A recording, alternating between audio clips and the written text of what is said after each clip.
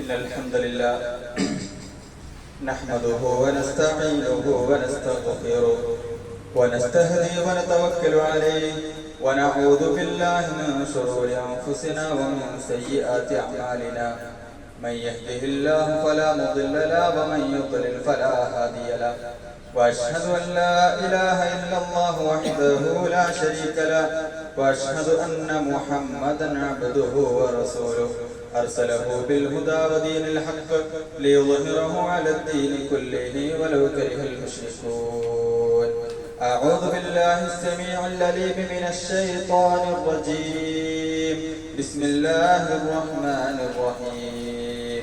يا أيها الذين آمنوا اتقوا الله حق تقاته ولا تموتن إلا وأنتم مسلمون.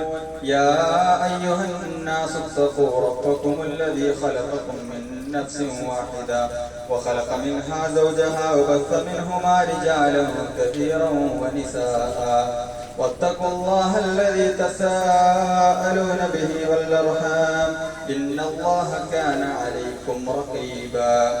يا أيها الذين آمنوا اتقوا الله وقولوا قولا سديدا يصلح لكم أعمالكم ويغفر لكم ذنوبكم ومن يطع الله ورسوله فقد فاز فوزا عظيما. أما بعد فإن خير الحديث كتاب الله وخير الهدي هدي محمد صلى الله عليه وسلم وشر الأمور محدثاتها وكل محدثة بدعة وكل بدعة ضلالة وكل ضلالة في النار. സത്യവിശ്വാസികൾ അല്ലാഹു റബ്ബ് സുബ്ഹാനഹു വ തആലയുടെ വിധികളും വിലക്കുകളും ജീവിതത്തിന്റെ എല്ലാ മേഖലകളിലും ഒരുപോലെ പാലിച്ചുകൊണ്ട് ജീവിക്കണമേ എന്ന് സ്വന്തത്തെ മറക്കാതെ ആമുഖമായി ഓർമ്മപ്പെടുത്തുകയാണ്, വസിയത്ത് ചെയ്യുകയാണ്. അല്ലാഹു റബ്ബ് സുബ്ഹാനഹു വ തആല അത്തരത്തിലൊരു നല്ല ജീവിതം നയിക്കുവാനുള്ള തൗഫീഖ് നൽകാൻ ഏവരെയും അനുഗ്രഹിക്കുമാറാകട്ടെ. നമ്മൾ പൊതുവെ റമദാനിന്റെ സ്റ്റാർട്ടിങ്ങിൽ കേൾക്കേണ്ട ഒരു ആയത്താണ്. അഹ്ല റമദാൻ എന്നൊക്കെ പറഞ്ഞു നടക്കേണ്ട സമയത്ത് നമ്മളെല്ലാവരും കേൾക്കുന്ന സാധാരണ നോമ്പിനെ കുറിച്ച് നമ്മൾ കേൾക്കുന്ന ഒരായത്തുണ്ട്. അഥവാ നോമ്പിന്റെ ലക്ഷ്യം എന്താണ് എന്ന് അല്ലാഹു സുബ്ഹാനഹു വ തആല നമ്മളെ ഓർമ്മപ്പെടുത്തുന്ന, നമ്മളെ പരിചയപ്പെടുത്തുന്ന, അത്തരത്തിലാണ് നിങ്ങൾക്ക് നോമ്പ് നിർബന്ധമാക്കപ്പെട്ടത് എന്ന് പഠിപ്പിക്കുന്ന ഒരായത്ത്. 2 ദിവസങ്ങൾക്കപ്പുറം വിട പറയാനിരിക്കുന്ന റമദാനിലെ ഈ ഒരു ദിനങ്ങളിൽ നമ്മളൊന്ന് മനസ്സിരുത്തി ആലോചിക്കണം. പരിശുദ്ധ ഖുർആനിലൂടെ റബ്ബ് സുബ്ഹാനഹു വ തആല റബ്ബ് നോമ്പിന്റെ ഒരു ഗുണമായിക്കൊണ്ട്, നോമ്പിന്റെ ലക്ഷ്യമായിക്കൊണ്ട് പഠിപ്പിച്ച കാര്യം അത് നമുക്ക് നേടിയെടുക്കാൻ പറ്റിയിട്ടുണ്ടോ എന്നുള്ളതാണ്. അപ്പൊ ആദ്യ ലക്ഷ്യം എന്താന്ന് മനസ്സിലാക്കട്ടെ. അല്ലാഹു റബ്ബ് സുബ്ഹാനഹു വ തആല പറയുകയാണ്, യാ അയ്യുഹല്ലദീന ആമനൂ കുതിബ അലൈക്കുമുസ് സിയാം. നിങ്ങൾക്ക് അല്ലാഹു റബ്ബ് സുബ്ഹാനഹു വ തആല നോമ്പ് നിർബന്ധമാക്കിയിട്ടുണ്ട്. കമാ കുതിബ അലല്ലദീന മിൻ ഖബ്ലിക്കും. നിങ്ങൾക്ക് മാത്രമല്ല മുമ്പുള്ള ആളുകൾക്ക് നോമ്പ് നിർബന്ധമായിരുന്നു. എന്തിനാണത്? ലഅല്ലക്കും തത്തഖൂൻ. അതാണ് നോമ്പിന്റെ ലക്ഷ്യം. ലഅല്ലക്കും തത്തഖൂൻ, നിങ്ങൾ തഖ്വയുള്ള ആളുകളാകുവാൻ വേണ്ടിയിട്ട് എന്നുള്ളതാണ്. ഇപ്പൊ എന്താണ് തഖ്വ എന്ന് പറഞ്ഞാൽ? അള്ളാഹുവിന്റെ കൽപ്പനകൾ പരമാവധി എന്റെ ജീവിതത്തിൽ ഞാൻ പാലിക്കും, അള്ളാഹുവിന്റെ വിലക്കുകളിൽ നിന്നും പരമാവധി എന്റെ ജീവിതത്തിൽ നിന്ന് ഞാൻ മാറി നിൽക്കുമെന്ന് മനസ്സിനെ ചിട്ടപ്പെടുത്തി അത്തരത്തിൽ ജീവിതത്തെ ക്രമീകരിക്കുന്നതിനാണ് തഖ്വ എന്ന് പറയാം. അത്തരത്തിൽ നമുക്കതിനെ നേടിയെടുക്കുവാൻ, ഒരു തഖ്വയെ നേടിയെടുക്കുവാൻ നമുക്ക് സാധിച്ചിട്ടുണ്ടോ എന്നുള്ളത് പരിശുദ്ധ ഖുർആനിന്റെ ഒരു പ്രസ്താവനയായിക്കൊണ്ട് നമുക്ക് കാണുവാൻ സാധിക്കുന്നതാണ്. പരിശുദ്ധ റമദാൻ നമ്മളിൽ നിന്നും എത്ര പെട്ടെന്നാണ് വിട പറഞ്ഞുകൊണ്ടിരിക്കുന്നത് എന്നുള്ളത് നമ്മൾ ആലോചിക്കേണ്ടത്. നമ്മൾ തന്നെ പരസ്പരം പറയാറുണ്ട്, എത്ര പെട്ടെന്നാണ് റമദാൻ കഴിഞ്ഞത്, റമദാൻ തുടങ്ങിയതൊരു ഓർമ്മയുണ്ട്, ഇപ്പൊ കഴിഞ്ഞല്ലോ എന്നുള്ളൊരു അവസ്ഥയിലേക്ക് നമ്മുടെ സംസാരം പോലും മാറിയിട്ടുണ്ടെങ്കിൽ റമദാൻ നമ്മളിൽ നിന്നും വന്ന് കടന്നുപോയത് വളരെ വേഗത്തിലാണ് എന്നുള്ളത് ഒരു യാഥാർത്ഥ്യമായിക്കൊണ്ട് നമുക്ക് കാണുവാൻ സാധിക്കും. അല്ലാഹു സുബ്ഹാനഹു വ തആല കാലത്തെ അങ്ങനെയാണ് ചിട്ടപ്പെടുത്തിയിട്ടുള്ളത്. കാലം എന്ന് പറയുന്നത് റബ്ബ് സുബ്ഹാനഹു വ തആല അങ്ങനെയാണ്. നമ്മളാരും കാത്തുപോയ കാലം അങ്ങനെ ഓടിക്കൊണ്ടിരിക്കും.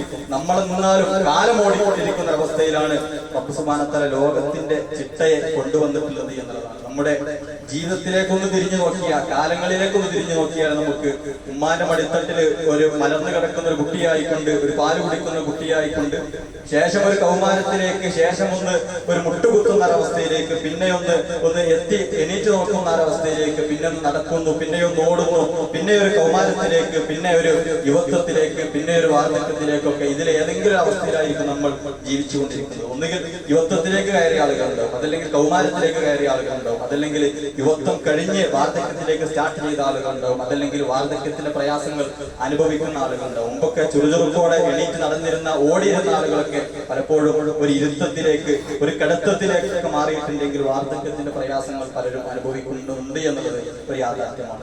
അവരോടൊക്കെ ഒന്ന് ചോദിച്ചു നോക്കിയാൽ മതി, കാലം എത്ര പെട്ടെന്നാണ് കടന്നുപോയത്. അവർ പറഞ്ഞത് കാലം എത്രയോ പെട്ടെന്ന് നമ്മളിൽ നിന്നും ഓടിപ്പോയതിന്റെ ഒരു സമയം, അതിന്റെ ഒരു അവസ്ഥ അവർ പറഞ്ഞു തരുന്നത്. അതൊക്കെ ജീവിച്ചു തീർക്കാൻ എനിക്കൊരു 60 വയസ്സ് ജീവിച്ചു തീർക്കാൻ ഒരുപാട് കാലം ഞാൻ പ്രയാസപ്പെട്ടിട്ടുണ്ടെന്ന് ഒരാൾ പറയും.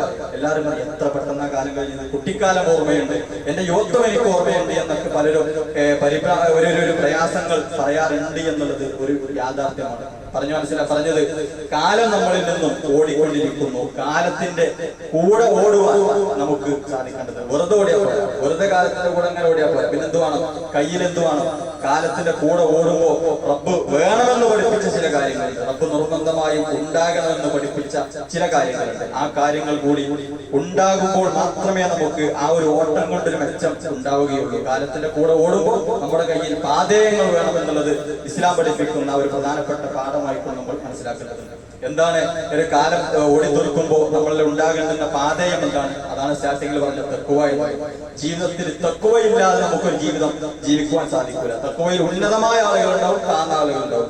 ഒരു തഖ്വ ഇല്ലാത്തൊരു ജീവിതം, അള്ളാന്റെ വിധിവിലക്കുകൾ അനുസരിക്കാതെ, വിധികളും വിലക്കുകളും ഒന്നും അനുസരിക്കാതെ ജീവിതത്തിൽ മുഅ്മിനായ വ്യക്തിക്ക് സാധിക്കില്ല. അത് ചിലവർ കുറഞ്ഞനുസരിക്കും, ചിലർ കൂടിയ നിലക്ക് അനുസരിക്കും.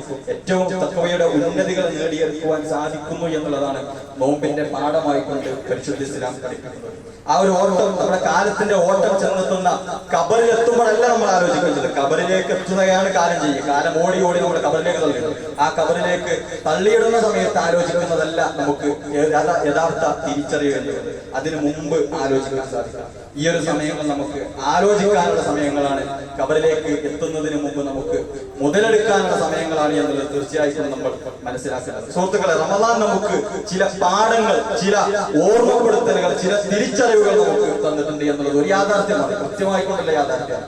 റമദാൻ നമുക്ക് പഠിപ്പിച്ചെന്ന ഏറ്റവും പ്രധാനപ്പെട്ട പാഠം നമുക്കൊക്കെ മാറാൻ പറ്റും. എങ്ങനെ? നമുക്കൊക്കെ മാറ്റം സാധ്യമാണ്. നമുക്കൊക്കെ നമ്മുടെ മനസ്സിനെ പിടിച്ചു വെക്കാൻ സാധിക്കുമെന്ന ഏറ്റവും വലിയ പാഠമാണ് പരിശുദ്ധ റമദാൻ ഒന്നാമതായിക്കൂടെ നമുക്ക് തന്നിട്ടുണ്ട്. ഏറ്റവും വലിയ പാഠം, നമുക്കൊന്നും മാറാൻ പറ്റില്ല. അതൊന്നും നിന്നെ കൊണ്ട് കയ്യൂലായി ചിന്തിച്ചിരുന്ന പല ഏരിയകളും നമ്മൾ മാറിയിട്ടുണ്ട്. ദിവസവും 3 നേരം ഭക്ഷണം കഴിച്ചിരുന്ന ആളുകളാണ്. പിന്നെന്തായി ഒരു അത്താഴത്തിലേക്കും ഒരു നോമ്പ് തുറക്കലിലേക്കും നമ്മുടെ ഭക്ഷണത്തിന്റെ ക്രമം മാറി. ആ 3 നേരം എന്നാണ് പ്രധാനമായും 3 നേരം കിടക്ക് വേറെ കഴിക്കില്ല. പക്ഷെ ആ ഒരു അവസ്ഥയിലേക്ക് നമ്മുടെ ഭക്ഷണത്തിന്റെ ചിട്ട നമുക്ക് മാറി എന്നുള്ളതാണ്. തോന്നിയതുപോലെ നമ്മൾ സംസാരിച്ചിരുന്ന സംസാരത്തിന്റെ നാവുകൾക്ക് നമ്മൾ തടയട്ടെ, അല്ലെ? തോന്നിയതുപോലെ നീ സംസാരിക്കാൻ പറ്റില്ല, നോമ്പുകാരനാണ് എന്ന് നമ്മൾ പറയാൻ തുടങ്ങി. ഒരു മാറ്റമാണ്, ഒരു മാറ്റമാണ് അത് എന്നുള്ളതാണ്. കണ്ണുകൾ താഴ്ത്താൻ നമ്മൾ പഠിച്ചു. കണ്ണുകൾ താഴ്ത്താൻ നമ്മൾ പ്രയാസപ്പെട്ടിരുന്ന സമയത്ത് നിന്നും മാറിയിട്ട് കണ്ണുകൾ താഴ്ത്താൻ നമ്മൾ പഠിച്ചു. വേണ്ടാത്തതിലേക്ക് നോക്കുകയില്ല എന്ന തീരുമാനം ആരെടുത്തു? വേറൊരുത്തല്ല, നമ്മളെടുത്തു. കാരണം നമ്മളെ നോമ്പ് സാധാരണ പാടില്ല എന്ന ചിന്ത കൊണ്ട് നമ്മളെടുത്തു എന്നുള്ളത്. അതല്ലെങ്കിൽ പരമാവധി അതിലൊക്കെ ശ്രദ്ധിക്കുവാൻ നമുക്ക് സാധിച്ചു എന്നുള്ളതാണ്. റമദാനിന്റെ മുമ്പ് ചിലപ്പോ ഖുർആൻ ഓതാത്ത ദിവസങ്ങളുണ്ട്. ഖുർആനൊന്നും മറിച്ചു നോക്കാത്ത, ഖുർആനും തൊട്ട് നോക്കാത്ത ദിവസങ്ങളല്ല, ചിലപ്പോൾ ആഴ്ചകളുണ്ടാവും. ചില ആളുകളെ സംബന്ധിച്ചിടത്തോളം എന്താ ജോലിയുടെ തിരക്കാണ്, അള്ളാനെ മറന്നിട്ട് ഇങ്ങനെ കുറെ ജോലിയുമായി കൊണ്ട് അങ്ങനെ ജീവിക്കുന്ന ആളുകൾ, ഖുർആനൊന്നും മറിച്ചു നോക്കാൻ സമയം കിട്ടാതെ. എന്നാൽ അവരെ സംബന്ധിച്ചിടത്തോളം പരിശുദ്ധ റമദാൻ എത്തിയപ്പോ ഖുർആൻ മറിക്കണം എന്ന് ഏറ്റവും മിനിമം അതുണ്ടായില്ല. ഏറ്റവും മിനിമം ഖുർആനൊന്നും മറിക്കണം എന്നൊരു ചിന്തയിലേക്ക് നമ്മൾ എത്തി. പല ആളുകളും ജുസുകൾ ഓതലോടെ, ചില 2 ജുസുകളൊക്കെ ദിവസവും ഓതുന്ന അവസ്ഥയിലേക്ക്, ഖുർആൻ റമദാൻ കഴിയേണ്ട സമയത്തേക്ക് 2 വട്ടം ഒന്ന് സത്തം തീർക്കുന്ന പ്ലാനിങ് ഉള്ള ആളുകൾ, അങ്ങനെയൊക്കെ പലരുണ്ട്. ഏറ്റവും മിനിമം അതല്ലെങ്കിൽ ഒരു മീഡിയം ആയിക്കൊണ്ട് ആലോചിക്കുകയാണെന്നുണ്ടെങ്കിൽ ഖുർആന്റെ കുറെ പേജുകൾ ഒരു ദിവസം എനിക്ക് ഓതാൻ പറ്റിയില്ല എങ്കിലും ഒരു കുറച്ച് പേജുകളെങ്കിലും ഞാൻ ഓതുക എന്നൊരവസ്ഥയിലേക്ക് നമ്മളെ മാറ്റി എന്നുള്ളതാണ്. നമ്മളെ മാറ്റി എന്നുള്ളതാണ് ആ ഒരു വിഷയത്തിൽ നമ്മൾ മനസ്സിലാക്കുന്നത്. സുന്നത്ത് സംസ്കാരങ്ങളുടെ ജീവിതത്തിൽ പതിവേ ഇല്ലാത്ത ആളുകളെ സംബന്ധിച്ചിടത്തോളം ചില സുന്നത്ത് സംസ്കാരങ്ങളെങ്കിലും നമ്മൾ സ്റ്റാർട്ട് ചെയ്തു എന്നുള്ളത്. കാരണം സുബൈന്റെ ഒപ്പത്തെ സുന്നത്തൊക്കെ നമുക്ക് അത്താഴത്തിന് എണീക്കുന്ന ആളുകളായതുകൊണ്ട് അത് നഷ്ടപ്പെടുത്തിയ ആളുകളുടെ ആ ചാൻസ് കുറവാണ്. അതൊക്കെ വലിയ മഹത്വമായിക്കൊണ്ട് മുമ്പുണ്ട്. പക്ഷെ റമദാനിലാണ് നമ്മൾ എന്താക്കിയത്? മാറ്റം നമുക്ക് സാധ്യമായിരുന്നു എന്നുള്ളതാണ്. ഇശാഇന് ശേഷം ഒരു പ്രത്യേകമായിട്ടുള്ള നമസ്കാരം ശീലം നമുക്ക് ചിലപ്പോൾ റമദാന് മുമ്പ് ഉണ്ടാവില്ല. പക്ഷെ എന്താക്കി നമ്മള് റമദാനിൽ നമ്മള് 11 റക്അത്ത് നിസ്കരിച്ചു. 11 റക്അത്ത് 3/4 മണിക്കൂർ വന്നിട്ട് 1 മണിക്കൂർ വന്നിട്ട് ചിലവർക്ക് 1/2 മണിക്കൂർ വന്നിട്ടൊക്കെ നമ്മൾ എന്താക്കേണ്ടത്? ഇശാഇന് ശേഷം തറാവീഹ് നമസ്കാരം നിസ്കരിച്ചു. നമ്മൾ മാറും.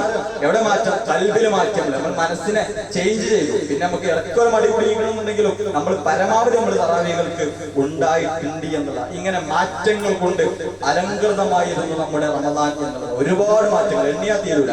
ഒരുപാട് മാറ്റങ്ങൾ. തിന്മകൾ പരമാവധി ജീവിതത്തിൽ നമ്മൾ മാറ്റി നിർത്തി. തിന്മകൾ ഇനി വരാൻ പറ്റൂല എന്ന് റമദാനിൽ നമ്മൾ തീരുമാനമെടുത്തു അല്ലെ. അങ്ങനെ ഒരുപാട് തീരുമാനങ്ങളുടെ ഒരുപാട് മാറ്റങ്ങളുടെ ഒരു സമയത്തിലൂടെയാണ് നമ്മൾ പരിശുദ്ധ റമദാനിലേക്ക് ഈ അവസാനമെടുത്ത് നിൽക്കുന്ന സമയത്ത് വരെ നമ്മൾ പോയിട്ടുള്ളത്. റമദാനിലും മുമ്പുള്ള മാസങ്ങൾ ഒരുപോലെ ജീവിച്ച ആരുണ്ടാവും ചാൻസ് അങ്ങനെ ഉണ്ടാവില്ല. റമദാനിലും മുമ്പുള്ള മാസങ്ങൾ ഒരുപോലെ പ്രത്യേകിച്ച് ഒരു മാറ്റമൊന്നുമില്ല. അതുണ്ടെങ്കിൽ വലിയ ഗൗരവമാണ്. ആവശ്യം പ്രത്യേകം ശ്രദ്ധിക്കേണ്ടതുണ്ട്. ഇനിയും അവസരങ്ങളുണ്ട്, മാറാനുള്ള അവസരങ്ങൾ ഇനിയും 2-3 ദിവസങ്ങൾ ബാക്കിയുണ്ട് എന്നുള്ളത് പ്രത്യേകം ശ്രദ്ധിക്കുക. ഇനി അത് മാത്രമല്ല, നമ്മളെ സംബന്ധിച്ചിടത്തോളം ഇന്നലെ രാത്രി നമ്മൾ ഏറെ വൈകിട്ട് എഴുന്നേറ്റിട്ട് ഒരു ഖിയാമുൽ അടക്കം നിസ്കരിച്ചു. ഇപ്പൊ പതിവില്ലാത്ത ആളുകളെ സംബന്ധിച്ചിടത്തോളം അതൊരു പുതുമയായിരിക്കും. ഖിയാമുൽ നിസ്കരിക്കുന്ന അവസ്ഥയിലേക്ക്, രാത്രി എഴുന്നേറ്റ് നിസ്കരിക്കുന്ന അവസ്ഥയിലേക്ക്, രാത്രി റബ്ബുമായിക്കൊണ്ട് സംസാരിക്കുന്ന അവസ്ഥയിലേക്ക് മനസ്സിനെ ചിട്ടപ്പെടുത്താനൊക്കെ നമുക്ക് സാധിച്ചിരുന്നെങ്കിൽ ഒരു തിരിച്ചറിവാണ്. എന്താണ്? എനിക്ക് മാറാൻ പറ്റും, എനിക്ക് എന്റെ മനസ്സിനെ മാറ്റാൻ പറ്റുമെന്ന വല്ലാത്തൊരു തിരിച്ചറിവായിരുന്നു പരിശുദ്ധ റമദാൻ നമുക്ക് നൽകിയത് എന്നുള്ളതാണ്. എന്നാൽ നിസ്കാരത്തിന് ഒതുവെടുക്കുന്ന പോലെ ഒരു കുറഞ്ഞ സമയത്തേക്ക് മാത്രം ചെയ്യാനുള്ളതല്ല ഇതൊന്നും. പ്രത്യേകം മനസ്സിലാക്കണം. നിസ്കാരത്തിന് ഒതുവെടുക്കുന്ന നിസ്കാരം കഴിയുന്നവരെ നമുക്ക് നിർബന്ധമുള്ളൂ അല്ലെ. അതുപോലെയുള്ളതല്ല നമുക്ക് റമദാനിലെ കർമ്മങ്ങൾ എന്നുള്ളത്. ഒരു മാസത്തേക്ക് ഒരു കർമ്മം അല്ലെ. പല ആളുകൾ ചിലവരെ കണ്ടിട്ടുണ്ടാവും. ഇങ്ങനെ പള്ളിക്ക് കയറുമ്പോൾ മടക്കിയേക്കണേ നെയ്യാണിക്ക് താഴെ പാൻറ് പള്ളിക്ക് കയറുമ്പോൾ മടക്കിയേക്കല് അന്ന് പള്ളിക്ക് മാത്രമേ അതുള്ളൂ എന്ന് നമ്മൾ ചിലപ്പോൾ ചോദിക്കലുണ്ട് അല്ലെ. അതുപോലെ ഒരു റമദാനിലെ മാത്രമായിക്കൊണ്ടൊരു കർമ്മം ചെയ്യുന്ന ആളുകൾ, റമദാനിൽ മാത്രമായിക്കൊണ്ടൊരു ഇബാദത്തിൽ മുന്നേറുന്ന, റമദാനിൽ മാത്രം നന്നാകുന്ന ചില ആളുകൾ ഉണ്ടെങ്കിൽ നമ്മൾ ആലോചിക്കേണ്ടത് ആ വിഷയം നമ്മൾ കുറച്ച് ഗൗരവകരമായിക്കൊണ്ട് തന്നെ മനസ്സിലാക്കണം. റമദാൻ കഴിഞ്ഞാലും പള്ളിയുണ്ട്. പള്ളി റമദാനിന് മുമ്പുള്ള പള്ളിയാണ് ഇപ്പോഴുള്ളത്. ആ റമദാൻ കഴിഞ്ഞാലും ഇതേ പള്ളിയുണ്ട്.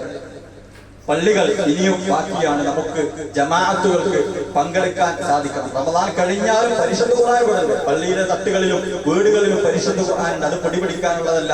അതല്ലെങ്കിൽ അത് വീട്ടിലെ സ്ത്രീകൾക്ക് ഓതാനുള്ളതല്ല. പള്ളിയിലെ ഖുർആൻ കുട്ടികൾക്ക് മദ്രസ കൊണ്ടുപോകാൻ, അതല്ലെങ്കിൽ സ്ത്രീകൾക്ക് എടുത്ത് ഓതി നോക്കാൻ. നമുക്ക് കുറെ ജോലി തിരക്ക്, വീട്ടിന് ശമ്പളം ഇങ്ങനെ പൈസ വാങ്ങിയിട്ട് ഇങ്ങനെ കൊടുത്തു കൊടുക്കുക, ചെലവ്, അത് കുറച്ച് റോസ്റ്റ് വാങ്ങുക, കുറച്ച് അൽഫാം വാങ്ങുക, അങ്ങനെ ഒരു ജീവിതത്തിലേക്ക് നമ്മൾ മാറണം. നേരെ മറിച്ച് നമ്മൾ ഖുർആൻ ഓതുന്ന ആളുകളായിക്കൊണ്ട് മാറണം എന്നുള്ളത് കൃത്യമായിക്കൊണ്ട് നമ്മൾ മനസ്സിലാക്കുക. ഖുർആൻ റമദാനിന് മുമ്പുണ്ട്, റമദാനിലുമുണ്ട്, റമദാനിന് ശേഷവുമുണ്ട് എന്നുള്ള ഒരു കാര്യം നമ്മൾ മനസ്സിലാക്കണം. ഖുർആൻ ഓതാത്ത ആളുകളായിക്കൊണ്ട് ഖുർആൻ ഓതാത്ത ദിവസം ജീവിതത്തിൽ ഉണ്ടാവില്ല. ഞാൻ തീരുമാനിക്കാൻ ഇതുവരെ ഞങ്ങൾ പോട്ടെ. ഇനിയുള്ളത് തീരുമാനം എന്താണ്? പുതിയ തീരുമാനങ്ങൾ എടുക്കുക. എന്താണ്? ഖുർആനൊന്നും മറിച്ചു നോക്കാത്ത ഒരു അരപ്പേജ് ഖുർആൻ ഓതാൻ എത്ര സമയം വേണം? ഒരു അര മിനിറ്റ്, ഒരു 2 മിനിറ്റ് സമയം മതി. അത്ര വേണ്ട. ഇനി കുറച്ച് തപ്പി തെരഞ്ഞു പോകുകയാണെങ്കിൽ 2 മിനിറ്റ് സമയം കൂട്ടിക്കോളി. ഒരു അരപ്പേജ് ഖുർആൻ പോലും ഓതാത്ത, ഖുർആനോട് ബന്ധമില്ലാത്ത ഒരു ദിവസം 365 ഒരു ദിവസം 364 365 അങ്ങനെയാകുന്ന ഒരു ചിട്ടയിലേക്ക് നമ്മൾ ചിട്ടപ്പെടുത്തണം മനസ്സിലാക്കി. കാരണം മാറാൻ നമുക്ക് പറ്റിയെങ്കിൽ റമദാൻ തെളിയിച്ചതാണ്. ഇനിയും മാറും. ആ മാറ്റം തുടർത്താൻ നമുക്ക് പറ്റണം എന്നുള്ളത്. റമദാൻ കഴിഞ്ഞാലും നമ്മുടെ ചുറ്റിലും പാവപ്പെട്ടവരുണ്ട്, സ്വതക്ക കൊടുക്കാൻ അവസരങ്ങളുണ്ട്. അവസരങ്ങളെ സ്വതക്ക കൊടുക്കാനുള്ള അവസരങ്ങൾ റമദാനിലേക്ക് മാത്രം പരിമിതപ്പെട്ടതല്ല. നമ്മുടെ പോക്കറ്റിൽ പൈസ ഉണ്ട്, വാങ്ങാൻ അവിടെ സാധുക്കളുമുണ്ട്, സഹായിക്കപ്പെടാൻ അവിടെ അർഹരായ ആളുകളുണ്ട്. അവർക്ക് നമ്മൾ ഇനിയും സ്വതക്കകൾ കൊടുക്കണം എന്നുള്ളതാണ്. റമദാൻ കഴിഞ്ഞാലും നന്മതിന്മകൾ രേഖപ്പെടുത്തുന്ന മലക്കുകൾ റക്കീബാത്തിയത് അവിടെ തന്നെ ഉണ്ട്. നമ്മുടെ നന്മകൾ രേഖപ്പെടുത്തുന്ന മലക്ക്, തിന്മകൾ രേഖപ്പെടുത്തുന്ന മലക്ക്, ഓരൊക്കെ അവിടെ കൃത്യമായി കൂടെ രേഖപ്പെടുത്തുന്നു. റമദാനിൽ ഒരു എക്സ്ട്രാ രേഖപ്പെടുത്തലൊന്നുമില്ലല്ലോ. റമദാൻ കഴിഞ്ഞാലും അവർ രേഖപ്പെടുത്തുന്നു. റക്കീബും അതീദും രേഖപ്പെടുത്താതെ ഒരു വാക്ക് പോലും, ഒരു സംസാരം പോലില്ല. എന്തു സംസാരിച്ചാലും റക്കീബും അതീദും രേഖപ്പെടുത്തുമെന്ന് അല്ലാഹു സുബ്ഹാനഹു വ പഠിപ്പിക്കുമ്പോൾ ഓരവിടെ തന്നെ ഉണ്ട്. അതുകൊണ്ട് നമ്മുടെ കർമ്മങ്ങൾ അങ്ങനെ രേഖപ്പെടുത്തപ്പെട്ടുകൊണ്ടിരിക്കുക. നന്മയാണെങ്കിൽ നന്മയിലേക്ക്, തിന്മയാണെങ്കിൽ തിന്മയുടെ ഏടിലേക്ക് അതങ്ങനെ നിറഞ്ഞുകൊണ്ടിരിക്കുകയാണ്. റബ്ബ് വായിച്ചിട്ടില്ലെങ്കിൽ ഒഴികെ എന്നുള്ളത് കൃത്യമായിക്കൊണ്ട് നമ്മൾ മനസ്സിലാക്കേണ്ടത്. റമദാൻ കഴിഞ്ഞാലും നോമ്പിനുള്ള അവസരം അവസാനിക്കുന്നില്ല. ഏത് നിർബന്ധമായ നോമ്പേ അവസാനിച്ചിട്ടുള്ളൂ. സുന്നത്ത് നോമ്പുകൾ ഇനിയും ഒരുപാട് ബാക്കിയുണ്ട്. ഈ ഒരു ശീലം നമുക്കുണ്ടല്ലോ, നോമ്പിങ്ങനെ എടുത്തൊരു ശീലം. ആ ശീലവുമായിക്കൊണ്ട് റമദാനിന് ശേഷം ഇടക്കൊക്കെ നോമ്പെടുക്കുക. എന്നെടുക്കണം എന്ന് പറയുന്നത് എല്ലാ നോമ്പും തുടർച്ചയായിക്കൊണ്ട് എല്ലാ തിങ്കളും വേറെ നിൽക്കണം എന്നല്ല. പക്ഷെ ഇടക്കൊക്കെ മാസത്തിലൊന്നൊക്കെ, മാസത്തിൽ 2ഒക്കെ ഏറ്റവും എങ്ങനെയെങ്കിലും ഒക്കെ എടുക്കുന്ന രൂപത്തിലേക്ക് നമ്മുടെ മനസ്സിനെ ചിട്ടപ്പെടുത്താൻ നമുക്ക് സാധിക്കേണ്ടതുണ്ട് എന്നുള്ള. മുഖം നരകത്തിൽ നിന്നും അള്ളാഹു അകറ്റുമെന്ന് പഠിപ്പിച്ച, ദൂരമായിക്കൊണ്ട് അകറ്റുമെന്ന് റസൂലുള്ളാഹി പഠിപ്പിച്ച നോമ്പുകൾ എന്ന് പറഞ്ഞാൽ നോമ്പുകൾ അവസാനിച്ചിട്ടില്ല. അവസരങ്ങൾ ഇനിയും കഴിയുമുണ്ട് എന്നുള്ളതാണ്. രാത്രിയുടെ അന്ത്യയാമങ്ങളിൽ എഴുന്നേറ്റ് നിസ്കരിക്കാൻ നമുക്ക് റമദാനിൽ സാധിച്ചിട്ടുണ്ട് എങ്കിൽ, അതല്ലെങ്കിൽ തറാവീഹ് നിസ്കരിക്കാൻ നമുക്ക് സാധിച്ചിട്ടുണ്ട് എങ്കിൽ, റമദാൻ കഴിയുമ്പോഴും നമുക്ക് അതിന് സാധിക്കേണ്ടതുണ്ട് എന്നുള്ളത്. ചില ആളുകളെ സംബന്ധിച്ചിടത്തോളം ചിലപ്പോൾ രാത്രി എഴുന്നേറ്റ് നിസ്കരിക്കാൻ സാധിച്ചിട്ടില്ല, അതാണ് ഏറ്റവും ഉത്തമം. അതാണ് ഏറ്റവും ഉത്തമം. രാത്രി എഴുന്നേറ്റ് നിസ്കരിക്കുക എന്നുള്ളത് അതാണ് ഏറ്റവും ഉത്തമം, സംശയമൊന്നുമില്ല. പക്ഷെ ഇനി അങ്ങനെ ആളുകൾക്ക് സാധിച്ചിട്ടില്ല എങ്കിൽ പോലും അവസരം കഴിഞ്ഞിട്ടില്ല, അവിടെ അവസരം കഴിഞ്ഞിട്ടില്ല. ഇനിയും റസൂലുള്ളാഹി പഠിപ്പിക്കുകയാണ്, അത് എന്താക്കാൻ പറ്റും നമുക്ക്. ഇശാഇന് ശേഷം ഏറ്റവും ഭയങ്കര തിരക്ക്, ഒരാൾക്ക് ഭയങ്കര തിരക്ക്, ഭയങ്കര ക്ഷീണം, അങ്ങനെയാണെങ്കിൽ പോലും ഒരു റക്അത്തെങ്കിലും, ഏറ്റവും മിനിമം ഒരു റക്അത്ത് വിത്തർ 3 ആൾക്കാർ നമ്മൾ നിസ്കരിക്കരുത്. പക്ഷെ 3 നിസ്കരിക്കാനുള്ള സമയമില്ല എങ്കിൽ ഒരു റക്അത്തായിട്ട് ഒറ്റ റക്അത്ത് ഒരു ഖുൽ ഹുവല്ലാഹു അല്ലെങ്കിൽ ഇന്നാത്തോനാക്കോ അധികം നിസ്കരിക്കാൻ എത്ര സമയമാണ്? 1 മിനിറ്റ് സമയം. അത്ര സമയം കൊണ്ടെങ്കിലും അദ്വമുഹാ വഇൻ ഖല്ല അഹബ്ബുൽ അഅമാലി ഇലല്ലാഹ് അദ്വമുഹാ വഇൻ ഖല്ല. റസൂലുള്ളാഹി പഠിപ്പിക്കാൻ എന്താണ്? അള്ളാഹ്ക്ക് ഏറ്റവും ഇഷ്ടമുള്ള കർമ്മം ഏതാണ്? നമ്മളിങ്ങനെ റമദാൻ ചെയ്ത് ഇങ്ങനെ മാറിക്കൊണ്ടിരിക്കുന്ന കർമ്മങ്ങളെ കുറിച്ചിട്ട് അല്ല റസൂലുള്ളാഹി അള്ളാഹ്ക്ക് ഏറ്റവും ഇഷ്ടം, അള്ളാഹ്ക്ക് ഇഷ്ടമുള്ള കർമ്മം ഏതാ? അഹബ്ബുൽ അഅമാലി ഇലല്ലാഹ്. അള്ളാഹ്ക്ക് ഏറ്റവും ഇഷ്ടമുള്ള കർമ്മം എന്ന് പറഞ്ഞത് അദ്വമുഹാ, തുടർച്ചയായി കൊണ്ട് ചെയ്യുന്ന കർമ്മമാണ്. വഇൻ ഖല്ല, അത് കുറച്ചാണെന്നുണ്ടെങ്കിൽ ഒരു റക്അത്താണെങ്കിലും ഒരു അരപ്പേജ് ഖുർആനാണെങ്കിലും കുറച്ചാണെങ്കിലും അതെങ്കിലും ചെയ്യാം. ഒന്നും ചെയ്യാത്തതിനേക്കാൾ നല്ല എന്തെങ്കിലും ചെയ്യാമല്ലോ. അദ്വമുഹാ വഇൻ ഖല്ല, അതിന് തുടർച്ചയായി കൊണ്ട് ചെയ്യാം. അതിൽ കൂട്ടാൻ പറ്റിയ കൂട്ടാം, അതിൽ കുറയില്ലാന്ന് തീരുമാനിക്കാം. എങ്ങനെ? അതിന് കുറയില്ല, അത് കൂട്ടുക നല്ലത്, അതിൽ കുറയില്ല എന്ന് തീരുമാനിക്കുക. അങ്ങനെയുള്ള തീരുമാനങ്ങളുമായിട്ട് നമുക്ക് ഒരു രാത്രി നിസ്കാരങ്ങൾ കൂടി തുടർത്താൻ നമുക്ക് സാധിക്കണം. ഏറ്റവും മിനിമം ഒരു റക്അത്തെങ്കിലും, ഏറ്റവും നല്ലത് ഒരു വിത്തർ നിസ്കരിക്കാൻ, ഒരു 3 നിസ്കരിക്കാൻ ഏറ്റവും നല്ലത്. ഇനി അതൊന്നും കഴിഞ്ഞിട്ടില്ല എങ്കിൽ ഒരു റക്അത്ത് നിസ്കരിക്കാൻ നമുക്ക് സാധിക്കേണ്ടതുണ്ട്. അതിലും ഏറ്റവും അഫ്ളൽ നമ്മൾ പറഞ്ഞു, ഏറ്റവും മെച്ചമുള്ളതാണ് രാത്രിയിൽ എഴുന്നേറ്റ് നിസ്കരിക്കുക. അതും രാത്രിയുടെ സുബഹിയോട് അടുത്തിട്ടുള്ള ഒരു അത്താഴ സമയമൊക്കെ ഉണ്ട്, ആ സമയത്ത് നിസ്കരിക്കാൻ പറഞ്ഞാൽ ഏറ്റവും ഹൈറായിട്ടുള്ളത്, സംശയമൊന്നുമില്ല.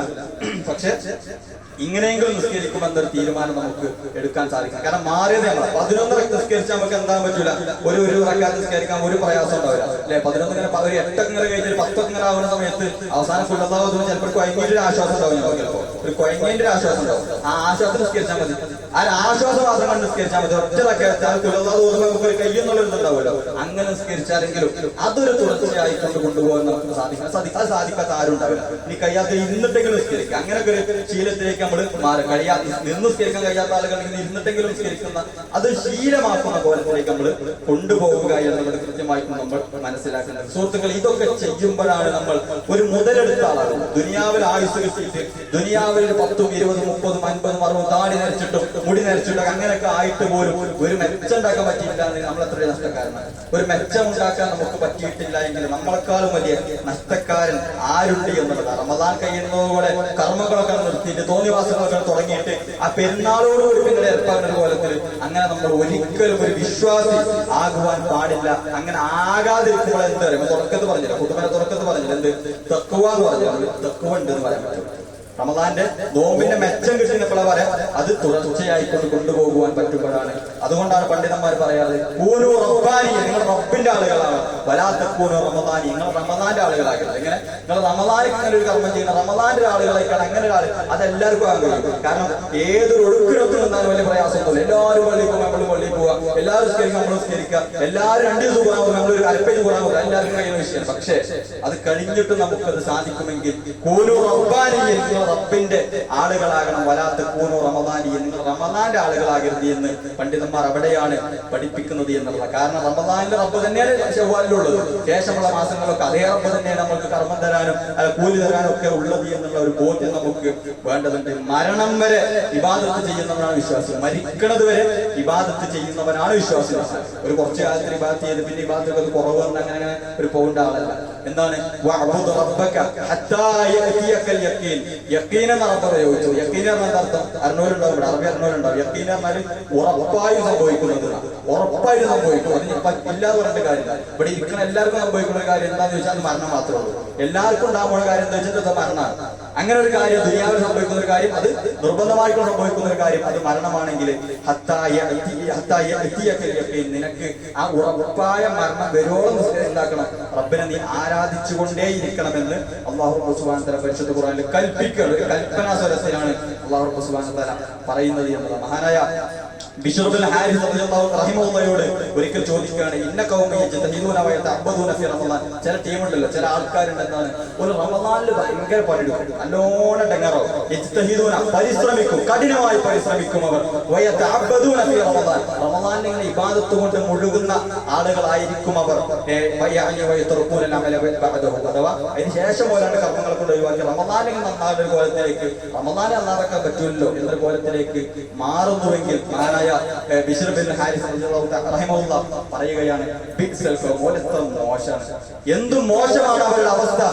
ഖൗമുൻ ലാ യഅരിഫൂന അല്ലാഹ ഇല്ലാ ഫി റമളാൻ, അല്ലാഹുവിനെ റമളാനിൽ മാത്രം ഇങ്ങനെ മനസ്സിൽ കൊണ്ട് നടക്കുന്ന ചില ആളുകൾ ഓലെത്ര മോശമാണ് എന്ന് ബിശ്ർ ബിൻ ഹാരിസ്, അതായത് ഓലെ പ്രോത്സാഹിപ്പിക്കുകയല്ല, ഓലെ എന്ത് മോശമാണ് ഓലെന്ന്, റമളാനിൽ മാത്രമല്ല എന്നാകേണ്ടത് എന്ന് മഹാനായ പണ്ഡിതൻ റഹിമഹുല്ലാ പറഞ്ഞു വെക്കുകയാണ്. ഇന്ന സ്വാലിഹ, ഒരു നല്ല വ്യക്തി എന്ന് പറയുന്നത് യതഅബ്ബദു വയജ്തഹിദു ഫി സനത കാമില, ഒരു വർഷം മുഴുവൻ അവൻ റബ്ബിന് വേണ്ടിയിട്ട് പണിയെടുക്കുന്നവനായിരിക്കും, കഴിയുന്നത് പോലെ പരമാവധി പണിയെടുക്കുന്നവനായിരിക്കും എന്നുള്ളതാണ് ഇസ്ലാമിന്റെ അധ്യാപനമായിക്കൊണ്ട് നമുക്ക് കാണുവാൻ സാധിക്കൂ എന്നുള്ളതാണ്. പരലോകത്ത് നന്മകൾക്ക് ഇഖ്ലാസിന്റെ കുറവ് കൊണ്ട് മറ്റും മതിയായ കൂലി നമുക്ക് ലഭിക്കാതെ പോവുകയാണെങ്കിൽ, അതല്ലെങ്കിൽ പാപങ്ങളെങ്ങാനും കനമൊന്ന് കൂടി പോവുകയാണെങ്കിൽ സുഹൃത്തുക്കളെ, പിന്നെ നരകത്ത് ഒരു ഒട്ടെങ്കിലും പ്രവേശിച്ചല്ലേ പറ്റുള്ളൂ.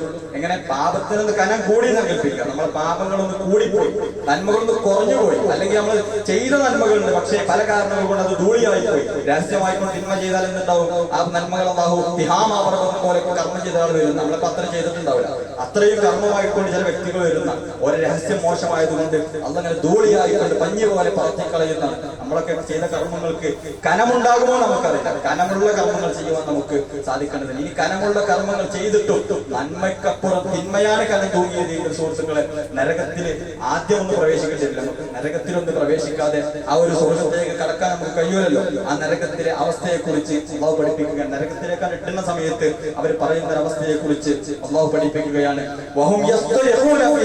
അവരിങ്ങനെ ഒച്ചപ്പാടുണ്ടാക്കുന്നു, ആകെ ബഹളം കൂട്ടും, ആകെ മുറവിളി കൂട്ടും. എന്താ വലിയ പ്രയാസമാണ്, നരകത്തിൽ പോകുമ്പോൾ വലിയ പ്രയാസമാണ്.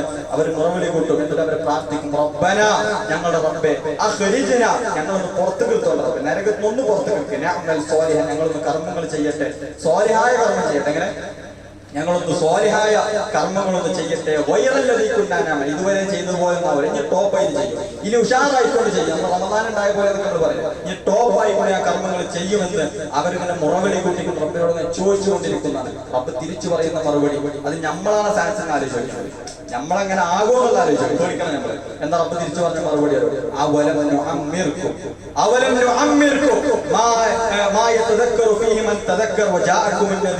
ആലോചിക്കുന്നവന്, ചിന്തിക്കുന്നവന്, ബുദ്ധിയുള്ളവന് ചിന്തിക്കാൻ മാത്രം സമയം ദുനിയാവ് തന്നില്ല. ഒരു 10-20 കൊല്ലം പോരെ നടപ്പിന്റെ ജോലി, 10-20 കൊല്ലം പോരെ നടപ്പിന്റെ ജോലി. അവലം അമ്മർക്കും ആയുസ് കിട്ടിയില്ല ചങ്ങായി, ഞങ്ങൾക്ക് ആയുസ് കിട്ടിയില്ലേ? അവലം അമ്മർക്കും ചിന്തിക്കുന്നവർക്ക് ചിന്തിക്കാനുള്ള സമയം റബ്ബ് ദുനിയാവുന്ന് തന്നില്ലേ? ഇനി അതല്ല, ഒരുപാട് സാഹചര്യങ്ങൾ, ശരികളെ മനസ്സിലാക്കാനുള്ള സാഹചര്യങ്ങൾ കൂമ്പാരമായിക്കൊണ്ട് എന്റെ മുമ്പിൽ വന്നില്ലേ? നീ എന്തുകൊണ്ട് മാറിയില്ല? ടേസ്റ്റ് അടിച്ചോന്നാ, ടേസ്റ്റ് ചെയ്തോന്നാണ്. നരകത്തൊന്ന് ടേസ്റ്റ് ചെയ്തോ, ഈ നരകം ഒന്ന് ആസ്വദിക്കുന്നീ. അവന് രക്ഷിക്കാൻ ആരുണ്ടാവില്ല എന്ന് അല്ലാഹു സുബ്ഹാനഹു വ തആല പറഞ്ഞു വെക്കുമ്പോ നമ്മൾ ആലോചിക്കുന്നുണ്ടല്ലോ, ആ നരകത്തിൽ കിടന്നിട്ട് മുറവിളി കൂട്ടുന്നത് നമ്മളാണെന്ന് ആലോചിച്ചു. വേറെ ആൾക്കാരെ നമുക്കങ്ങനെ ചില കാര്യങ്ങൾ പറയുമ്പോൾ ഓനെന്താണ് അവസ്ഥ എന്ന് ചിലർക്ക് നമുക്ക് വേറെ ആളെ കുറിച്ച് ഇങ്ങനെ ഓർമ്മ, അങ്ങനെ ആലോചിക്കാം. നമ്മളെ കുറിച്ച് ആലോചിക്കാം, നമ്മളാണെന്നല്ല ആലോചിക്കാം. നമ്മളാ നരകത്തിൽ കിടന്നിട്ട് ഇങ്ങനെ ഒച്ചവിളിയൊക്കെ ഉണ്ടാക്കി റബ്ബിനോട് ചോദിക്കും, കുറച്ചും കൂടി സമയം തരും റബ്ബേ, ഒന്ന് പുറത്ത് എടുത്തോണ്ട് റബ്ബേ എന്ന് പറയുന്ന ആളുകൾ നമ്മളാണെന്നുണ്ടെങ്കിൽ നമ്മുടെ അവസ്ഥ എത്ര ഖേദകരമായിരിക്കുമെന്ന് നമ്മൾ കൃത്യമായി കൊണ്ട് ആലോചിക്കേണ്ടതുണ്ട്. അതുകൊണ്ട് നമ്മൾ എന്താക്കണം, ഈ നന്മകൾ നമുക്ക് തുടർത്തുവാൻ സാധിക്കേണ്ടത് അതിലെല്ലാറ്റിനും അപ്പുറം നമ്മൾ ചെയ്ത കർമ്മമുണ്ടല്ലോ, ഇപ്പൊ ചെയ്ത കർമ്മം അത് റബ്ബ് സ്വീകരിക്കുമോ എന്നുള്ള ഒരു ബേജാറ് കൂടി നമ്മളെ സംബന്ധിച്ചിടത്തോളം ഉണ്ടാകേണ്ടതുണ്ട് എന്നുള്ളതാണ്. ബേജാറ് ഉണ്ടാകേണ്ടതുണ്ട്. മഹാനായ ഇബ്രാഹിം നബി അലൈഹി സ്വലാത്തു വസ്സലാമിനോട് കഅബന്റെ തറ ഉടൻ ആ തറയൊന്ന് പടുത്തുയർത്താൻ വേണ്ടിയിട്ട് മകനായ ഇസ്മായിൽ നബിയെ കൂട്ടിക്കണ്ട് തറയൊന്ന് പടുത്തുയർത്താൻ വേണ്ടി അന്ന് ആവശ്യപ്പെട്ടു. അങ്ങനെ അള്ളാന്റെ നിർദ്ദേശപ്രകാരം ചെയ്യേണ്ടത് ആ കർമ്മം ചെയ്യാണ്. മഹാനായ ഇബ്രാഹിം നബി മകനായ ഇസ്മായിൽ നബിയും കൂടി എന്താക്കാണ്, ആ ഒരു കഅബന്റെ തറ ഇങ്ങനെ പടുത്തുയർത്തിക്കൊണ്ടിരിക്കുകയാണ്. കഅബന്റെ തറ ഉടനുണ്ട്, പണ്ടേ ഉണ്ട്. ഇബ്രാഹിം നബി അല്ല കഅബ ഉണ്ടാക്കിയത്, ഇബ്രാഹിം നബി കഅബ പടുത്തുയർത്തിയാണ്. അങ്ങനെ പടുത്തുയർത്തിക്കൊണ്ടിരുന്ന് ആ പടുത്തുയർത്തി പണിയൊക്കെ പൂർത്തിയായ സമയത്ത് മഹാനായ ഇബ്രാഹിം നബി അലൈഹി സ്വലാത്തു വസ്സലാം റബ്ബിനോട് പ്രാർത്ഥിക്കുകയാണ്, റബ്ബനാ തഖബ്ബൽ മിന്നാ. റബ്ബ് പറഞ്ഞ പണി എടുത്തിട്ടാ പറയേണ്ടത്. റബ്ബ് ഏൽപ്പിച്ചൊരു ജോലി ചെയ്തിട്ട് റബ്ബിനോട് പറയാം, റബ്ബനാ തഖബ്ബൽ മിന്നി, നീ ചെയ്ത പണിയുണ്ടല്ലോ നീ സ്വീകരിക്കണേ റബ്ബേ, ഇന്നക അൻത സമീഉൽ അലീം, നീ എല്ലാം കേൾക്കുന്നവനും എല്ലാം അറിയുന്നവനുമാണല്ലോ. എന്താണ് റബ്ബി? അൽഹംദുലില്ലാഹി വഹദ വസ്സലാത്തു വസ്സലാമു അലാ മൻ ലാ നബിയ ബഅദ. അല്ലാഹുവിന്റെ വിധികളും വിലക്കുകളും ജീവിതത്തിൽ പാലിച്ചുകൊണ്ട് തന്നെ ജീവിക്കണമേ എന്ന് സ്വന്തത്തെ മറക്കാതെ ഒന്നുകൂടി ഓർമ്മപ്പെടുത്തുകയാണ്, വസിയത്ത് ചെയ്യുകയാണ്. റമളാന്റെ അവസാനത്തിൽ പൊതുവെ നമ്മൾ ചെയ്യേണ്ട ഒരു കർമ്മമാണ് ഫിത്ർ സക്കാത്ത് എന്നുള്ളത്. ഈ അറിയാത്തവരുണ്ടെങ്കിൽ, അത് ചെയ്യാത്തവരുണ്ടെങ്കിൽ, ഇതുവരെ ചെയ്യലില്ലാത്തവരുണ്ടെങ്കിൽ അതൊക്കെ ചെയ്തു തുടങ്ങുന്ന ഒരു സമയത്തിലാണ് നമ്മൾ ഉള്ളത്. റമളാനിന്റെ അവസാനത്തില് പെരുന്നാൾ ദിവസത്തിനല്ല, പെരുന്നാൾ നിസ്കാരത്തിന് മുമ്പായിക്കൊണ്ട് ചെയ്ത് തീർക്കേണ്ട ഒരു കർമ്മമാണ് ഫിത്ർ സക്കാത്ത് എന്നാൽ. സക്കാത്തുൽ ഫിത്ർ എന്തിനാണെന്ന് ചോദിച്ചാൽ, അത് എന്താണെന്ന് വിശദീകരിക്കുന്നത് എന്തിനാണെന്ന് ചോദിച്ചാൽ പ്രവാചകൻ സ്വല്ലല്ലാഹു അലൈഹി വസല്ലം പറയുകയാണ്, സക്കാത്തുൽ ഫിത്രി തുഹറത്തൻ ലിസ്വാഇമി, അതായത് ഒരു നോമ്പുകാരനെ പറ്റിയ അബദ്ധങ്ങളിൽ നിന്നൊക്കെ റബ്ബ് അവനെ ശുദ്ധീകരിക്കാനുള്ള ഒരു ഏർപ്പാടാണ് സക്കാത്തുൽ ഫിത്ർ. ഒരു ശുദ്ധീകരണം, അവൻ എന്തെങ്കിലും ഒരു പോരായ്മ നോമ്പിലൊക്കെ വന്നിട്ടുണ്ടെങ്കിൽ, എന്തെങ്കിലും ഒരു അബദ്ധങ്ങൾ നോമ്പിൽ വന്നിട്ടുണ്ടെങ്കിൽ അതൊക്കെ തീർക്കാനുള്ള ഒരു അവസരമാണ് സക്കാത്തുൽ ഫിത്ർ എന്നുള്ളതാണ്. അതിനല്ല ഇനിയിപ്പോ അങ്ങനെ ആലോചിക്കുന്നത്, അങ്ങനെ ഞാൻ എന്റെ നോമ്പിന് പ്രശ്നങ്ങളൊന്നുമില്ല അതുകൊണ്ട് ഞാൻ സക്കാത്തുൽ ഫിത്ർ കൊടുക്കണ്ടല്ലോ, അങ്ങനല്ല. അത് നിർബന്ധമായിട്ടാണ് കൊടുക്കണം. ഇങ്ങനെ മെച്ചം കൂടി അതിലുണ്ട് എന്നുള്ളതാണ് വിഷയത്തിൽ നമ്മൾ മനസ്സിലാക്കേണ്ടത്. അത് സാധുക്കളെ സംബന്ധിച്ചിടത്തോളം അവർക്കൊരു ഭക്ഷ്യവസ്തു കിട്ടുന്ന, ഒരു ഭക്ഷണം കിട്ടുന്ന ഒരു അവസ്ഥ കൂടിയാണ് ഇത് എന്ന് റസൂലുള്ളാഹി സ്വല്ലല്ലാഹു അലൈഹി വസല്ലം പഠിപ്പിക്കുകയാണ്. കുടുംബത്തിലെ മുസ്ലിമായ എല്ലാ അംഗങ്ങളും, ചെറിയ കുട്ടിയാണെങ്കിൽ പോലും, അന്ന് ജനിച്ചു പോണ കുട്ടിയാണെങ്കിൽ പോലും സക്കാത്തുൽ ഫിത്ർ കൊടുക്കണം എന്നുള്ളതാണ്. പെരുന്നാളിന്റെ അന്ന് ജനിച്ചു പോണ കുട്ടിയാണെങ്കിൽ പോലും, നിസ്കാരത്തിന് മുമ്പായിക്കൊണ്ട് ജനിച്ച കുട്ടിയാണെന്നുണ്ടെങ്കിൽ ആ കുട്ടിക്ക് പോലും സക്കാത്തുൽ ഫിത്ർ കണക്കാക്കി കൊടുക്കണമെന്ന് പണ്ഡിതന്മാർ പറഞ്ഞതായിപ്പോൾ നമുക്ക് കാണുവാൻ സാധിക്കും. ഇനി കൊടുക്കേണ്ടത് എന്താണ്, കൊടുക്കേണ്ട അളവ് എത്രയാണ്, അതും നമ്മൾ കൃത്യമായിട്ട് മനസ്സിലാക്കേണ്ടതുണ്ട്. കൊടുക്കേണ്ടത് നാട്ടിലെ മുഖ്യമായ ഒരു ഭക്ഷണമാണ്, നമ്മൾ ഭക്ഷ്യവസ്തുവായ ധാന്യമൊക്കെയാണ് നമ്മൾ ആ ഒരു വിഷയത്തിൽ നമ്മൾ കൊടുക്കേണ്ടത്. നമ്മളെ സംബന്ധിച്ചിടത്തോളം നാട്ടിലെ മുഖ്യമായ ഭക്ഷണം അരി ആയതുകൊണ്ട് അരിയാണ് നമ്മൾ കൊടുക്കുന്നത്. ഇനി കൊടുക്കേണ്ട അളവ് എത്രയാണ്? ഒരു സ്വാഹാണ് നമ്മൾ കൊടുക്കേണ്ടത്. സ്വാഹ് എന്ന് പറഞ്ഞാൽ ഏകദേശം 2.5 കിലോന് മുകളിൽ, കറക്റ്റ് 2 കിലോനല്ല, അതിന്റെ മുകളിലായിക്കൊണ്ടാണ് അതിന്റെ അളവിൽ വരിക എന്നുള്ളത്. ഇതിന് കൂടാന്നുള്ളതിന് കുറയാൻ പറ്റില്ല. 2.5 കിലോന് നമ്മൾ കണക്കാക്കി 2.5 കിലോ കുറച്ചിട്ട് അങ്ങനെ പറ്റില്ല. 2.5 കിലോ കൂട്ടുക എന്നല്ലാതെ അത് കുറക്കാൻ പറ്റില്ല എന്നുള്ളത് പണ്ഡിതന്മാർ പ്രത്യേകം എടുത്തു പറഞ്ഞ വിഷയമാണ്. കാരണം സ്വാഹ് എന്നുള്ള ഒരു കൈ കൊണ്ട് എടുക്കുന്ന പരിപാടിയാണ്. കൈ കൊണ്ട് എടുത്താൽ 4 കോരലാണ്. ഒരു അത്യാവശ്യം വയസ്സുള്ള ആളെ സംബന്ധിച്ചിടത്തോളം, ഒരു വലിയ പ്രായമുള്ള ആളെ സംബന്ധിച്ചിടത്തോളം 4 കോരലെടുത്താൽ അതാണ് ഒരു കണക്ക് പറയുന്നത്. അപ്പോ അരിന്റെ വിഷയത്തിൽ ഏകദേശം 2.5 കിലോന്റെ മുകളിൽ അത് ഉണ്ടാവും എന്നുള്ളതാണ്. അപ്പോ ആ ഒരു അളവാണ് റസൂലുള്ളാഹി സ്വല്ലല്ലാഹു അലൈഹി വസല്ലം പഠിപ്പിച്ചിട്ടുള്ളത്. ഭക്ഷ്യവസ്തുവിന് പകരം സാധുക്കൾക്ക് കൊടുക്കുമ്പോൾ അത് പൈസയിൽ കൊടുക്കാൻ പറ്റില്ല. എടുത്ത് കുറെ പൈസ എല്ലാം ആവശ്യം, പൈസ വേറെ കൊടുക്കാം, സ്വതക്കയിൽ കൊടുക്കാം എന്നല്ലാതെ സക്കാത്തുൽ ഫിത്ർ പൈസ കൊടുക്കാൻ പറ്റില്ല. ശ്രദ്ധിക്കണം, എങ്ങനെയാണ് സക്കാത്തുൽ ഫിത്ർ? ഫിത്ർ സക്കാത്ത് പൈസ കൊടുക്കാൻ പറ്റും, അത് ഭക്ഷ്യധാന്യം കൊടുക്കും വേണം. സക്കാത്ത് കൊടുക്കുമ്പോൾ അത് സാധനമായി കൊടുക്കാൻ പറ്റും, വസ്തുവായി കൊടുക്കാൻ പറ്റും, അത് പൈസ കൊടുക്കും വേണം. രണ്ട് വ്യത്യാസം. രണ്ട് പറയുമ്പോൾ പേര് 2 സക്കാത്ത് തോന്നുമെങ്കിൽ രണ്ട് കോലത്തിലാണ് കൊടുക്കില്ല. ഒന്ന് അരി തന്നെ കൊടുക്കും, അതല്ലെങ്കിൽ ഭക്ഷ്യവസ്തു തന്നെ കൊടുക്കും, അത് സക്കാത്തുൽ ഫിത്ർ. മറ്റേത് ഭക്ഷ്യവസ്തു അതല്ലെങ്കിൽ ഒരു കിറ്റ് ആയിക്കാണ്ടോ അങ്ങനെ കൊടുക്കുന്ന ഏർപ്പാട് എന്തിനില്ല. സക്കാത്തിനെ സംബന്ധിച്ചിടത്തോളം ഇല്ല. സക്കാത്ത് എന്നുള്ളത് പണമായിക്കൊണ്ട് തന്നെ കൊടുക്കണമെന്ന് പണ്ഡിതന്മാർ നിഷ്കർഷിച്ച് പറഞ്ഞതായിക്കൊണ്ട് നമുക്ക് കാണുവാൻ സാധിക്കും. കാരണം അത് വാങ്ങുന്നവന്റെ അവകാശമാണ്, കൊടുക്കുന്നവന്റെ ഔദാര്യമല്ല എന്നുള്ളത് കൃത്യമായിക്കൊണ്ട് നമ്മൾ മനസ്സിലാക്കേണ്ടത്. അഥവാ പെരുന്നാൾ ദിവസം തങ്ങൾക്ക് കഴിക്കാനുള്ള ഭക്ഷണം കഴിച്ച് മിച്ചമുള്ള ആളുകളെ സംബന്ധിച്ചിടത്തോളം എല്ലാവരും കൊടുക്കും. എങ്ങനെ? പെരുന്നാൾ ദിവസം ഭക്ഷണം കഴിച്ച് മിച്ചമുള്ള ആളുകൾ എല്ലാവരും കൊടുക്കണം എന്നാണ്. അപ്പോ അത് പാവപ്പെട്ട ആളുകളെ സംബന്ധിച്ചിടത്തോളം നമ്മുടെ നാട്ടിലെ അവസ്ഥ വെച്ച് മിക്കവാറും കൊടുക്കേണ്ടി വരും. അത് കൊടുക്കാത്ത ആളുകൾ ഉണ്ടാകാൻ ചാൻസ് കുറവാണ്. കാരണം വീട്ടിൽ ഭക്ഷണമൊന്നും ഇല്ലാത്ത അവസ്ഥയിൽ ഉള്ള ആളുകൾ കുറവാണ്. അല്ലെങ്കിൽ ഉണ്ടാവില്ല എന്ന് തന്നെയാണ് ആ വിഷയത്തിൽ നമ്മൾ മനസ്സിലാക്കേണ്ടത്. പെരുന്നാളിന്റെ 1-2 ദിവസം മുമ്പ് വരെ കൊടുക്കാം, അങ്ങനെ വരെ കൊടുക്കാം. പക്ഷെ പെരുന്നാൾ നിസ്കാരത്തിന്റെ ശേഷം പോകാൻ പാടില്ല. അത് മുമ്പായിക്കൊണ്ട് നമ്മൾ കൊടുത്തു തീർക്കണം എന്നുള്ളതാണ് പണ്ഡിതന്മാർ പറഞ്ഞത്. ഞാൻ ആർക്കാ കൊടുക്കേണ്ടത്? മഹലിൽ എല്ലാവർക്കും വാങ്ങാൻ പറ്റും. മഹലിൽ എല്ലാവർക്കും ഡിവൈഡ് ചെയ്തിട്ട് മഹലിൽ 10 കൊടുക്കുമ്പോൾ 10 ആയിട്ട് ഡിവൈഡ് ചെയ്തിട്ട് കൊടുക്കൽ അങ്ങനെയല്ല. പിന്നെ എങ്ങനെ കൊടുക്കേണ്ടത്? ദരിദ്രർക്കും സാധുക്കൾക്കും മാത്രം കൊടുക്കുക. സാധുക്കൾക്ക് നാം റസൂലുള്ളാഹി പഠിപ്പിച്ചത്. സാധുക്കൾ ദരിദ്രനേക്കാളും കുറച്ചും കൂടി അർഹതപ്പെട്ട, കുറച്ചുകൂടി മേലുള്ള ഒരാളാണ് നമ്മൾ ദരിദ്രം എന്ന് പറയുന്നത്, സാധു എന്ന് പറയുന്നത്. അപ്പോ സാധുക്കളും ദരിദ്രന്മാരും ആ വിഷയത്തിൽ വാങ്ങാൻ അർഹരായിട്ടുള്ള ആളുകളും നമ്മൾ വാങ്ങണമെന്നുണ്ടെങ്കിൽ, ആരെങ്കിലൊക്കെ വാങ്ങണമെന്നുണ്ടെങ്കിൽ ആലോചിക്കേണ്ടതാണ്, ഞാൻ ദരിദ്രൻ അല്ലെങ്കിൽ സാധു എന്ന അവസ്ഥയിൽ ഉണ്ടോ എന്ന് നമ്മൾ ആലോചിക്കേണ്ടതുണ്ട്. അതെന്താ ചെയ്യേണ്ടത്? ഇനി സക്കാത്ത് എടുത്ത് കൊടുക്കുന്ന ആളുകൾ കൂട്ടമായിട്ട് എന്തെങ്കിലും കൊടുക്കുക, അല്ലെങ്കിൽ എന്താ ഒറ്റ കൊടുക്കുക, അതെന്തായാലും പ്രശ്നമൊന്നുമില്ല. പക്ഷെ കൊടുക്കുമ്പോൾ എന്താക്കുക, കുറച്ച് കൊടുക്കുക. അതുള്ളത് കുറെ കൊടുത്താലും കുഴപ്പമൊന്നുമില്ല. വാങ്ങുന്ന ആൾക്ക് കുറെ കിട്ടിയെന്ന് എഴുതിയ പ്രശ്നമുള്ള കാര്യമൊന്നുമില്ല. കുറച്ച് ഏറെ കിട്ടി, അതിന് കേടിനൊന്നുമില്ല.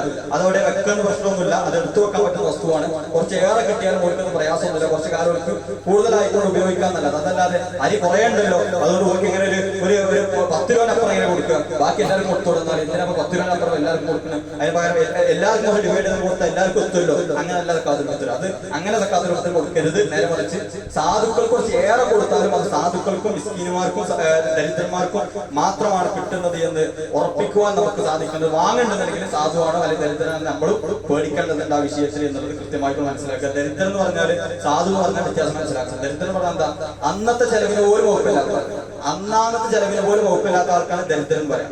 ഇനി മിസ്കീന സാധു എന്ന് പറഞ്ഞാൽ അന്നത്തെ ചെലവ് കഴിഞ്ഞാൽ എന്നാ കുറച്ച് ബാക്കിയാണ്, എന്നാൽ കുറച്ച് ബാക്കിയുള്ള ആളുകൾക്കാണ് എന്ത് പറയാം? മിസ്കീൻ എന്ന് പറയാം. ഈ രണ്ടാളുകൾക്കാണ് ഇത് വാങ്ങുവാൻ പറ്റുക എന്നത് പണ്ഡിതന്മാർ പ്രത്യേകം എടുത്തു പറഞ്ഞതായിട്ട് നമുക്ക് കാണുവാൻ സാധിക്കും.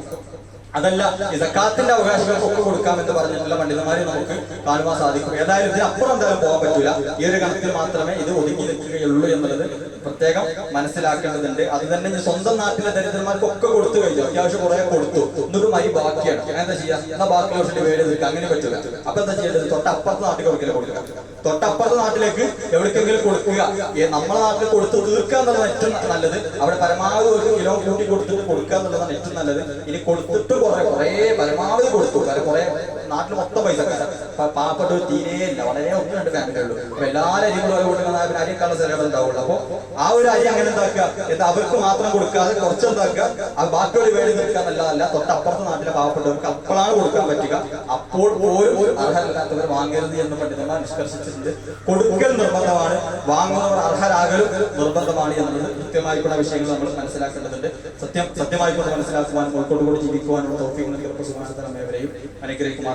അല്ലാഹുവേ, ഞങ്ങളിൽ നിന്നും മരണപ്പെട്ടു പോയിട്ടുള്ള ഒരുപാട് ആളുകളുണ്ട്, എല്ലാവർക്കും നീ സ്വർഗത്തെ പ്രദാനം ചെയ്യണേ റഹ്മാനെ. അല്ലാഹുവേ, ഫലസ്തീനിൽ ഒരുപാട് ആളുകൾ പ്രയാസപ്പെട്ട് അവർ അങ്ങനെ നോമ്പ് പോലും അവർ വലിയ വലിയ പ്രയാസത്തിലായിരുന്നു റബ്ബേ. അവരുടെ എല്ലാവരുടെയും പ്രയാസങ്ങളെ ദൂരീകരിച്ച് നൽകണേ റഹ്മാനെ. അല്ലാഹുവേ, മസ്ജിദുൽ അഖ്സയെ ഞങ്ങൾക്ക് തിരിച്ചു നൽകണമേ റഹ്മാനെ.